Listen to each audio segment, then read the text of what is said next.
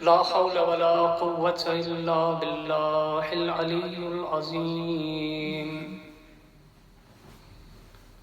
حسبنا الله نعم الوكيل، نعم المولى ونعم النصير. الحمد لله رب العالمين، والصلاة والسلام على أشرف الأنبياء والمرسلين وعلى أهل بيته الطيبين الطاهرين المعصومين، ولعنة الله على أعدائهم أجمعين. أما بعد، فقد قال الله تبارك وتعالى في قرآن مجيد وقوله الحق. بسم الله الرحمن الرحيم. وإذا سألك عبادي أني فإني قريب أجيب الدعوة الداعي إذا دعاني فليستجبوا لي وليؤمنوا بي لعلهم يرشدون. تمام تعریف اس وحدہ لا شریک کے لیے جس نے کائنات کے ذرے ذرے کو خلق کیا. اس کے نام سے اپنے موضوع کو شروع کرتا ہوں. اس شعر کے ذریعے تمام حمد ہے اس خالق ازل کے لیے، سکون جھیل کو دیتا ہے جو کمل کے لیے. تو اس کے نام سے کرتا ہوں میں ابتدائے کلام کہ جس کے نام فرشتوں نے بھی سنبھل کے لیے. تمام تعریفیں اس اللہ کے لیے جس نے ہمیں بے انتہا بے شمار نعمتیں نوازی ہے.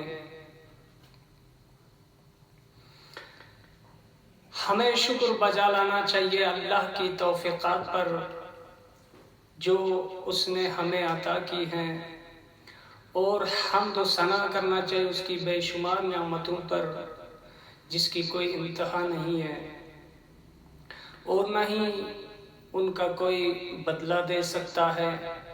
ایسی نعمتوں کا تصور کرنا انسان کی سوچ سے باہر ہے.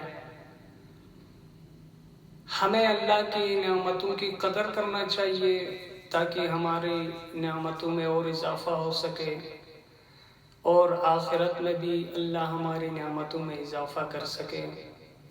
عزیزان گرامی، آپ لوگ باوقف جانتے ہیں کہ ماہ رمضان المبارک ماہ توبہ، ماہ رحمت، ماہ برکت، ماہ نجات، ماہ استغفار، ماہ توبہ، ماہ قبولیت اعمال، ماہ استجابت دعا ہے.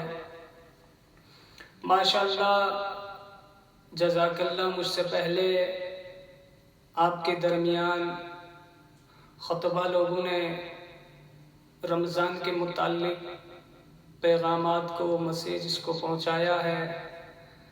میں ان خطبہ لوگوں کا تہہ دل سے شکر گزار ہوں کہ انہوں نے اپنی محنت و مشقت کے ساتھ آپ لوگوں کے درمیان رمضان کے پیغامات کو پہنچایا ہے، اور آپ لوگوں کا بھی شکر گزار ہوں کہ آپ لوگوں نے بڑے دلچسپی کے ساتھ سماعت کی ہے.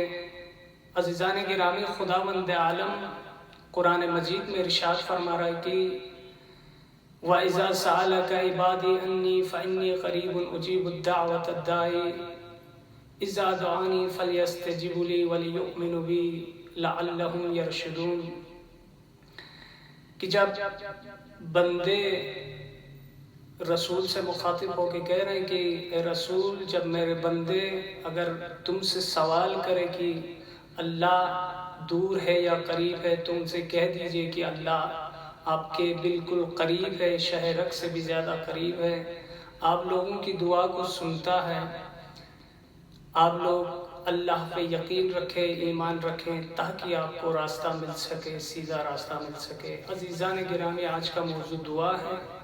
ماشاءاللہ، مجھ سے پہلے خطیب لوگوں نے رمضان کے متعلق آپ لوگوں تک اپنے علم کے حیثیت سے مطابق حیثیت کے مطابق جو بھی پیغامات تھے پہنچایا ہے، لیکن آج کا جو میرا موضوع ہے وہ دعا ہے۔ عزیزان گرامی، سب سے پہلے ہمیں یہ دیکھنا ہے کہ دعا کی تعریف کیا ہے۔ دعا یعنی بندے کا خدا سے اپنی حاجتیں طلب کرنا، دعا یعنی بندے کا خدا سے اپنی مشکلات کا حل طلب کرنا، دعا یعنی بندے کا خدا سے اپنی پریشانیوں کا حل طلب کرنا، دعا یعنی بندے کا خدا سے اپنی مصیبتوں کا حل طلب کرنا، دعا یعنی خدا سے اپنی پرابلمز کا حل طلب کرنا۔ جیسے کہ قرآن مجید کی آیت ہے، ادعونی استجب لکم، اے میرے بندے تم مجھ سے دعا کرو، میں تمہاری دعا کو قبول کروں گا۔ عزیزان گرامی، ہمیں اس آیت پہ غور کرنا چاہیے کہ اللہ خود کہہ رہا ہے کہ تم مجھ سے دعا کرو کہ میں تمہاری دعاؤں کو قبول کروں گا۔ اور حدیث بھی ہے، الدعاء سلاح المومن، دعا جو ہے مومن کی ہتھیار ہے۔ تو عزیزان گرامی، اگر ہم دنیا کے کسی بھی کونے میں ہیں، اگر ہم کسی سے جنگ کرنا چاہتے ہیں تو ہمیں ضروری ہے کہ اس جنگ میں اسلحہ کی ضرورت ہو۔ جب ہمارے پاس طرح طرح کے اسلحہ موجود ہو تب ہم اس جنگ کو جیت سکتے ہیں۔ تو عزیزان گرامی، مومن کا جو اسلحہ ہے، یعنی مومن کی جو ہتھیار ہے وہ دعا ہے۔ تو انسان اپنی مشکلات کو، اپنی پریشانیوں کو، اپنی حاجتوں کو کس کے ذریعے حل کر سکتا ہے؟ دعا کے ذریعے۔ کیونکہ حدیث ہے کہ الدعاء سلاح المومن، مومن کی یہی ہتھیار ہے کہ اسی سے اللہ کے قریب ہو سکتے ہیں، اسی سے اپنی مشکلات کا حل طلب کر سکتے ہیں، اسی سے اپنی مریضوں کو دور کر سکتے ہیں، دعا کے ذریعے۔ عزیزان گرامی، مجھے نہیں پتا کہ آپ لوگوں کی کیا حاجت ہے، کیا مشکلات ہے، کیا پریشانی ہے، لیکن اللہ نے دیکھے کہاں کہاں سے لوگوں کو نکالا، کہاں کہاں سے مشکلات سے نکالا۔ ایک واقعہ آپ کے سامنے کہ جناب موسیٰ دریا کے بالکل قریب ہیں اور پیچھے پیچھے فرعون کا لشکر ہے، سامنے دریا ہے، پیچھے فرعون کا لشکر ہے۔ اب جناب موسیٰ جائے تو کہاں جائے؟ سامنے دریا ہے، پیچھے فرعون ہے۔ تو عزیزان گرامی، جناب موسیٰ کو اللہ پہ یقین تھا کہ اللہ مجھے اس پریشانی سے بھی نکال دے گا، کیونکہ قرآن کی آیت ہے، لا تقنطوا من رحمت اللہ، تم اللہ کی رحمت سے مایوس مت ہونا، کہ اللہ ایسے ایسے جگہ سے آپ کے لیے راستہ نکالیں گے، آپ کی ایسے ایسے پریشانیوں کو حل کریں گے کہ آپ سوچ بھی نہیں سکتے، آپ کی فکر وہاں تک نہیں جا سکتی۔ تو جناب موسیٰ سوچ میں پڑے تھے، آواز قطرت آئی، موسیٰ کس سوچ میں پڑے ہو، اپنے عصا کو دریا پہ مارو۔ تو عزیزان گرامی، وہاں ایک دریا یعنی ایک راستے کے بجائے بلکہ 12 راستے بن کے آئے۔ ان اللہ غفور الرحیم۔ تو عزیزان گرامی، ہمیں اللہ پہ یقین رہنا چاہیے اور اللہ سے کبھی بھی نا امید نہیں ہونا چاہیے۔ عزیزان گرامی، آج کل یہ ہے کہ کچھ لوگ دعا کرتے ہیں، جب دعا قبول نہیں ہوتی تو وہ نا امید ہو کے رہ جاتے ہیں، نا امید ہو کے بیٹھ جاتے ہیں۔ عزیزان گرامی، ایسا نہیں ہونا چاہیے، بلکہ معصوم کی حدیث ہے کہ تم دعا کرتے رہو، تم دعا کرتے رہو، دعا کی تکرار کرتے رہو۔ یہ ضروری نہیں ہے کہ تمہاری دعا فوراً قبول ہو جائے، بلکہ کچھ سال گزرنے کے بعد آپ کی قبول ہو جائے گی دعا۔ اگر تب بھی قبول نہیں ہو تو آپ کی یہ دعا روز قیامت اللہ آپ کے سامنے پیش کر دیں گے۔ تو عزیزان گرامی، آپ کی دعا کبھی بھی رد نہیں ہوگی۔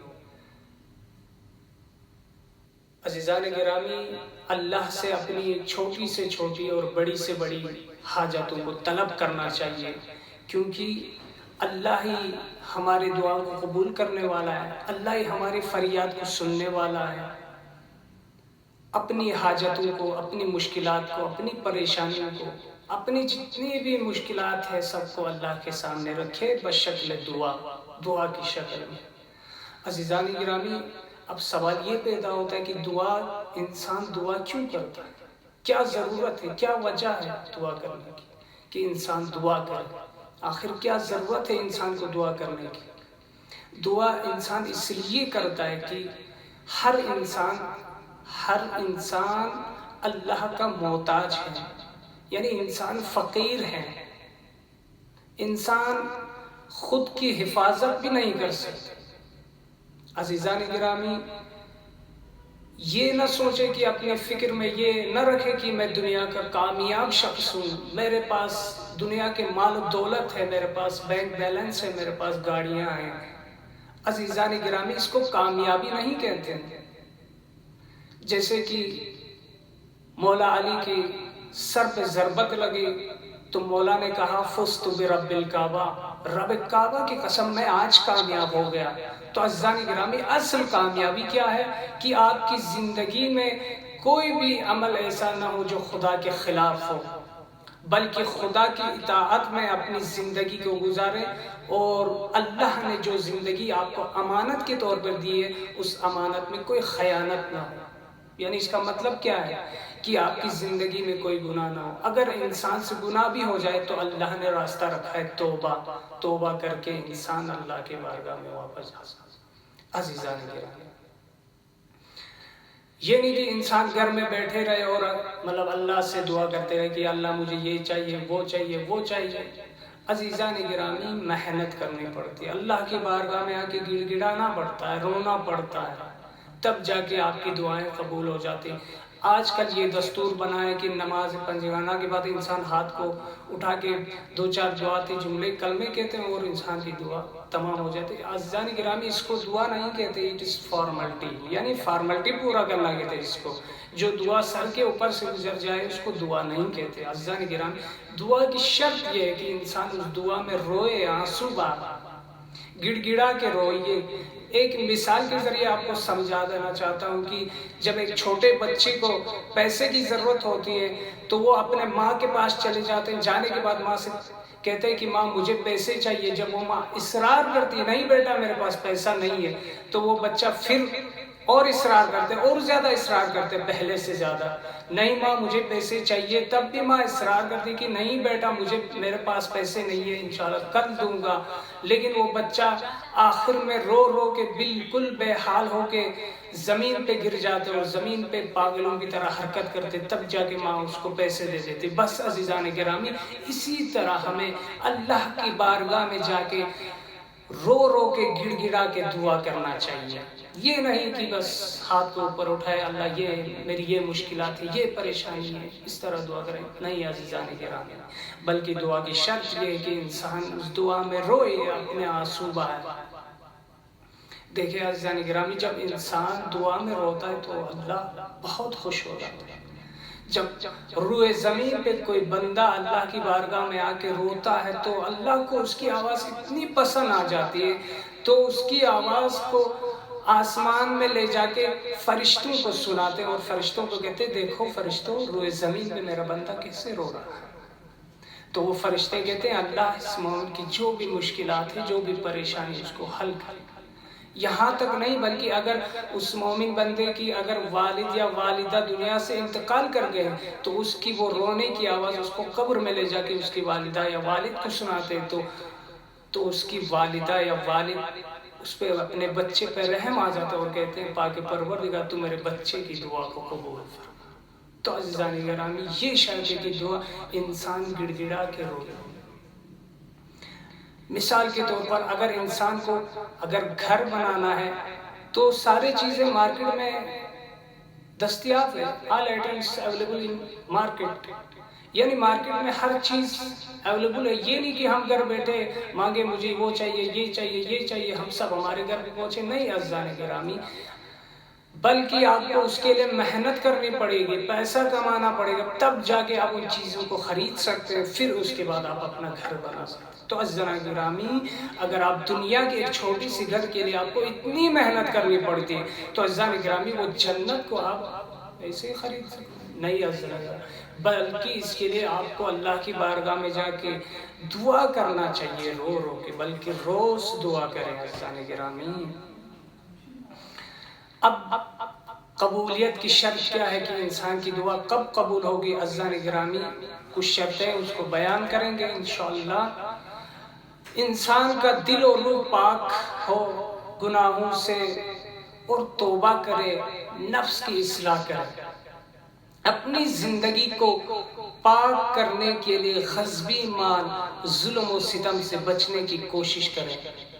اور عزیزان گرامی، کوئی بھی حرام مال یا کسی بھی مال حرام سے اپنے شکم کو پر نہ کرے۔ عزیزان گرامی، مال حرام کی تاثیر بہت زیادہ ہے۔